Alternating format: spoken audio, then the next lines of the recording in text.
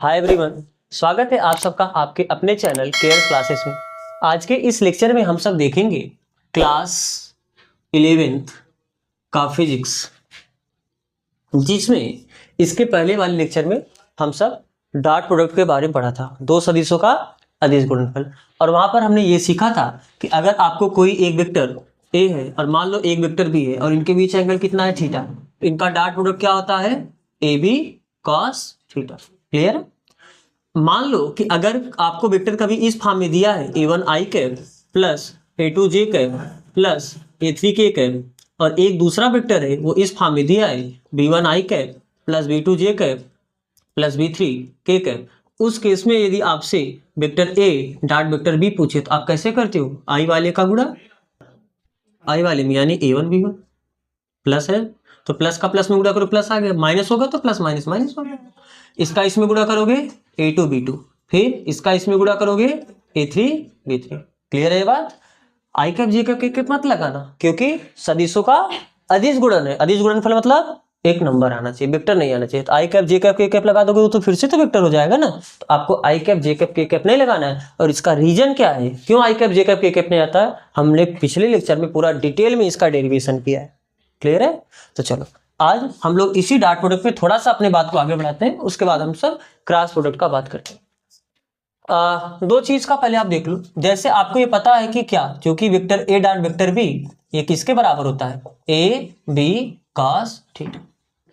तो यहां पर हम कुछ केस का बात करते हैं। जैसे केस फर्स्ट, क्या यदि थीटा बराबर कितना हो जाए 0, यानी एक वेक्टर ये है और दूसरा वेक्टर ये है, दोनों एक ही डायरेक्शन में, तो इनके बीच एंगल कितना हो जाएगा 0 ही तो एंगल होगा ना। जब दो वेक्टर एक ही डायरेक्शन में होते हैं तो उनके बीच एंगल कितना होता है 0। तो अगर दोनों वेक्टर के बीच एंगल 0 हो, यानी थीटा बराबर कितना हो जाएगा 0, उस केस में आप बताओ vector A dot vector B कितना हुआ, ए बी कॉस थीटा, और थीटा का वैल्यू कितना है 0। तो vector A dot vector B बराबर कितना हुआ, ए बी कॉस 0 का वैल्यू कितना होता है 1। तो vector A dot vector B बराबर कितना हो जाएगा ए बी, और इस केस में आपका वेक्टर ए डॉट बी ये क्या होता है मैक्सिमम, अधिकतम। क्यों सबसे उच्चतम? क्योंकि कास का वैल्यू सबसे मैक्सिमम कब होता है 0 अंश पे। आपको ये पता होना चाहिए कास का वैल्यू सबसे मैक्सिमम कहाँ होता है 0 अंश पे। क्यों? क्योंकि कास 0 का वैल्यू कितना होता है 1। कास का वैल्यू, आप कोई भी कास का वैल्यू आप सोच लो, सब 1 से छोटा ही होता है। कास के सबसे बड़ा वैल्यू कितना होता है 1, और साइन का भी सबसे वैल्यू बड़ा है, सबसे बड़ा वैल्यू कितना होता है 1 ही होता है। और कब होता है 1? साइन 90 का वैल्यू कितना होता है 1, यानी जब एंगल 90 अंश होगा, मतलब जब साइन एंगल जब 90 अंश होगा उस समय साइन मैक्सिमम होगा, और जब एंगल 0 अंश होगा उस समय कास मैक्सिमम होगा। तो यहाँ पर एंगल 0 था इसलिए कास मैक्सिमम था, तो जब ये वैल्यू मैक्सिमम होगा तभी तो ये मैक्सिमम होगा। तो वेक्टर ए डॉट बी का सबसे मैक्सिमम वैल्यू आपको कब मिलेगा, जब दोनों वेक्टर एक ही डायरेक्शन में हो, यानी उनके बीच एंगल 0 अंश हो, और उस केस में वेक्टर ए डॉट बी होगा कितना, सीधा दोनों के परिमाणों का गुणा कर देना है। ए क्या है, वेक्टर ए का परिमाण है और वेक्टर बी का परिमाण है। तो अगर आपको vector A dot vector B करना है और मैक्सिमम उसका वैल्यू चाहिए, यानी उनके बीच एंगल जब 0 अंश होगा, तो सीधा क्या करना है, दोनों के परिमाणों का आपको क्या कर देना है, गुणा कर देना है, फिर एंगल से कोई मतलब। चलो केस सेकंड देखते हैं, और केस सेकंड आपका इंपॉर्टेंट है। क्या? जब इनके बीच एंगल कितना हो 90 अंश हो। अगर दोनों वेक्टर के बीच एंगल कितना है 90 अंश है, उस केस में आप बताओ vector A dot vector B, क्योंकि formula vector A dot vector B निकालने का आपको यही फार्मूला पता है। तो इस केस में वेक्टर ए डॉट बी बराबर क्या होगा, ए बी कॉस थीटा, और थीटा का वैल्यू कितना है 90 अंश, और कॉस 90 का वैल्यू होता कितना है 0। कॉस 90 का वैल्यू कितना होता है 0। तो यानी vector A dot vector B ये बराबर हो जाएगा ए बी कॉस 90 का वैल्यू 0, और 0 का गुणा हुआ पूरा 0 हो जाएगा। तो यानी vector A dot vector B बराबर कितना हुआ 0। इस बात को आप याद रखना, क्या कि जब दो वेक्टर के बीच एंगल 90 अंश होगा उनका डॉट प्रोडक्ट कितना हो जाएगा 0। बात समझ आ रहा है ना? अगर दो वेक्टर के बीच एंगल कितना हो जाए 90 अंश, तो उनका डॉट प्रोडक्ट क्या हो जाएगा 0। तो कभी कभी आपको ऐसा क्वेश्चन देगा, एक वेक्टर दिया है इतना, मान लो इतना आई कैप इतना जे कैप इतना के कैप, और एक दूसरा वेक्टर दिया रहेगा, आपको कहेगा सिद्ध करो कि दोनों वेक्टर एक दूसरे के क्या है लंबवत है। तो अगर दोनों वेक्टर एक दूसरे के लंबवत है तो उनका डॉट प्रोडक्ट कर लो, वो कितना आ जाए 0। तो आप बोलोगे कि दोनों वेक्टर एक दूसरे के लंबवत है। ठीक है, लेकिन अगर दो वेक्टर का डॉट प्रोडक्ट 0 है तो इस बात का सिर्फ यही मतलब नहीं है कि वो दोनों एक दूसरे के लंबवत है, ऐसा भी हो सकता है। क्या? थोड़ा यहीं पर हम इसके रिवर्स का बात कर लेते हैं, ध्यान से देख। Vector A dot vector B बराबर होता क्या है, ए बी कॉस थीटा। तो अगर आपने vector A dot vector B किया और ये कितना आ गया 0, इस बात का मतलब क्या है, क्योंकि वेक्टर ए डॉट बी है कितना, ए बी कॉस थीटा, और ये आपका 0 बराबर है।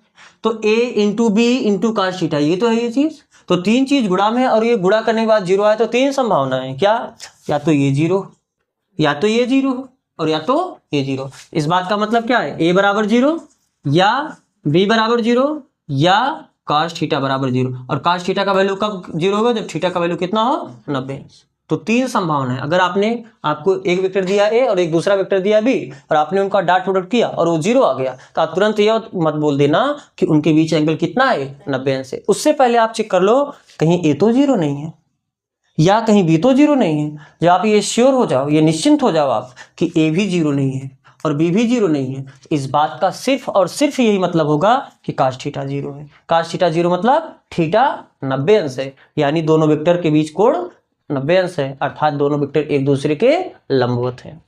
बात समझ आ रहा है ना। तो अगर दो वेक्टर का डॉट प्रोडक्ट 0 आ जाए और पहला वेक्टर का परिमाण 0 ना हो और दूसरे वेक्टर का परिमाण भी 0 ना हो, तब आप जाके बोलोगे कि दोनों वेक्टर एक दूसरे के लंबवत हैं, यानी उनके बीच एंगल कितना है 90 अंश। ठीक है, चलो फिर हम तीसरे केस का बात करते हैं, vector A dot vector B का। पहले केस थर्ड आपका बात करना है। तो केस थर्ड हम देखते हैं क्या, अगर थीटा बराबर कितना हो जाए 180 अंश, दोनों वेक्टर के बीच कोण कितना हो 180 अंश, उस केस में क्या होगा, क्योंकि vector A dot vector B होता क्या है, ए बी कॉस थीटा, और थीटा का वैल्यू कितना है 180 अंश। तो यहाँ पर क्या लिखोगे cos 180 अंश। तो ए बी cos 180 का वैल्यू होता कितना है -1। तो vector A dot vector B ये कितने के बराबर हो जाएगा -ab। बात समझ में आ रहा है। तो फिलहाल आपको ये दोनों केस का, इस केस का तो उतना बिल्कुल नहीं काम पड़ेगा, इस केस का थोड़ा बहुत काम पड़ेगा। आपके लिए सबसे इंपॉर्टेंट आपका ये सेकंड केस है। ठीक है, तो इस पे हम थोड़ा सा कुछ न्यूमेरिकल कर लेते हैं। ठीक है, चलो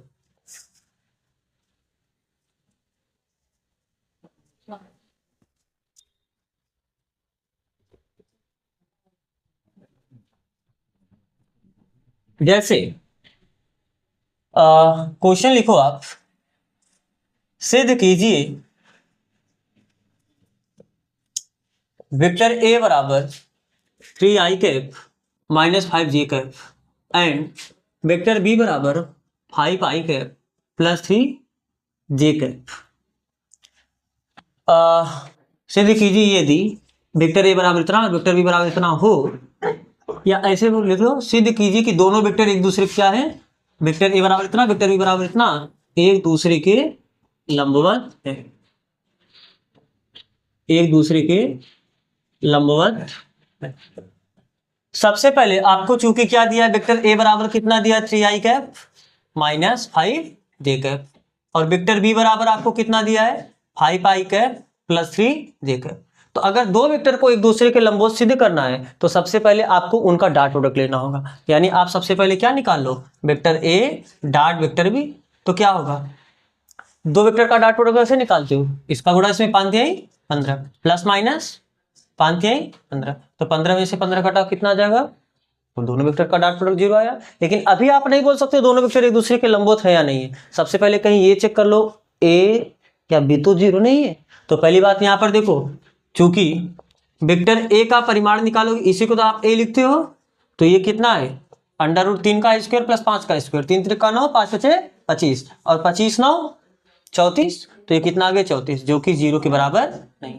सेम वेक्टर बी का परिमाण निकालोगे तो केवल कितना आ जाएगा बी, और ये कितना हो जाएगा √5 का स्क्वायर 25, 3 का स्क्वायर 9, 25 9 फिर वही 34, तो ये भी आपका 0 नहीं है। तो वेक्टर ए का परिमाण भी 0 नहीं है, वेक्टर बी का परिमाण भी 0 नहीं, लेकिन फिर भी उनका डॉट प्रोडक्ट 0 आया।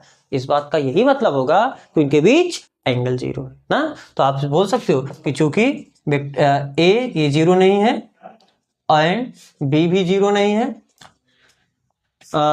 ए 0 नहीं है बी भी 0 नहीं है, लेकिन उसके बाद भी उनका डॉट प्रोडक्ट 0 है। तो इस बात का यही मतलब हुआ कि cos थीटा 0 होगा, और cos थीटा 0 होने का मतलब थीटा बराबर कितना हुआ 90 अंश, यानी वेक्टर ए ये परपेंडिकुलर हुआ यानी लंबवत हुआ वेक्टर बी से। बात समझ आ रहा है ना। दिक्कत नहीं है किसी को? तो चलो एक दो क्वेश्चन इस पे हम और करते हैं।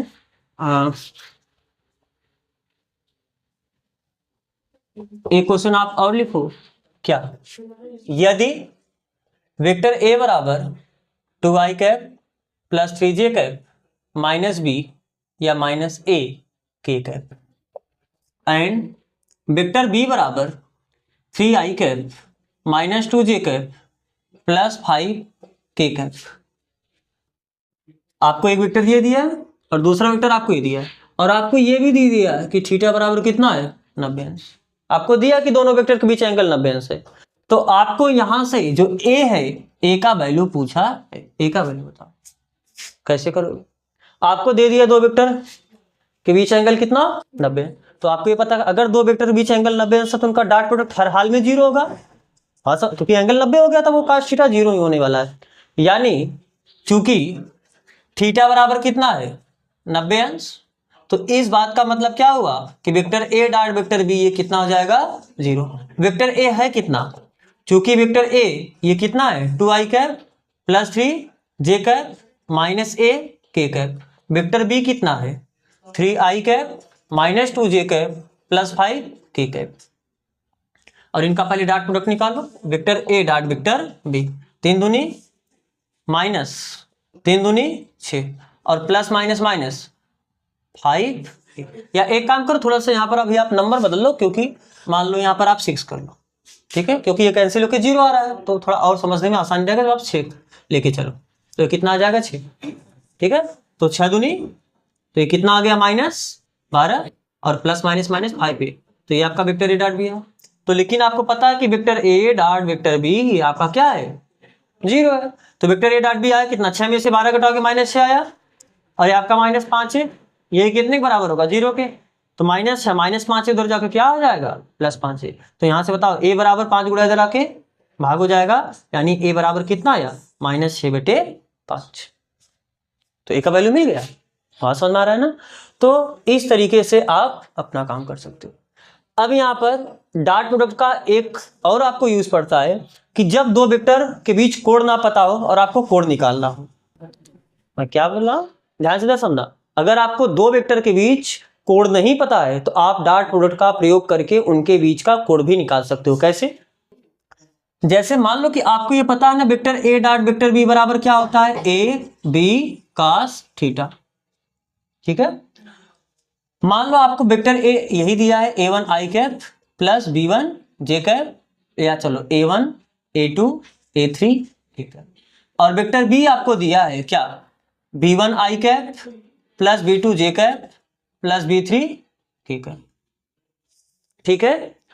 क्या vector A dot vector B निकाल सकते हो? नहीं निकाल सकते। इसका गुणा इसमें, इसका गुणा इसमें, इसका गुणा इसमें करके तो vector A dot vector B तो आपको पता चल जाएगा। क्या ए होता क्या है वेक्टर ए का परिमाण, तो इस वेक्टर का परिमाण आप निकाल सकते हो अंडर रूट इतने का स्क्वायर प्लस उतने का स्क्वायर प्लस उतने का स्क्वायर। आप बी भी निकाल सकते हो, कैसे?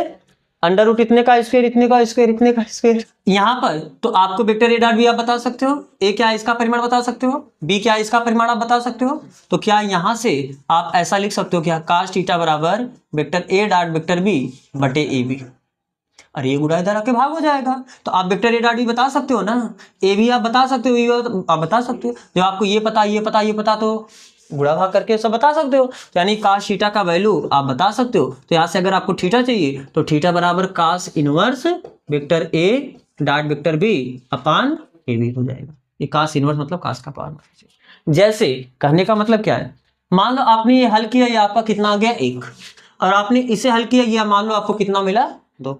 तो क्या cos थीटा बराबर A dot B vector A dot B आपको मिला कितना 1, और ए इंटू बी आपको कितना मिला 2। तो cos थीटा बराबर आपको 1/2 मिला। तो क्या यहाँ से थीटा नहीं बता सकते हो? cos कितने का मान 1/2 होता है 60 अंश। तो यहाँ से आप डायरेक्ट बता सकते हो क्या थीटा बराबर कितना 60 अंश। अगर आपको एंगल पता है तो आप ऐसे लिखोगे, नहीं आपको एंगल पता है उस केस में तो थीटा बराबर वो cos इनवर्स करके लिख दोगे। तो एक दो एग्जांपल इस पे कर ले, तो पहले आप उसके नीचे करके नोट करके इस पॉइंट को आप लिखना, उसके बाद हम एक एग्जाम्पल लेते हैं।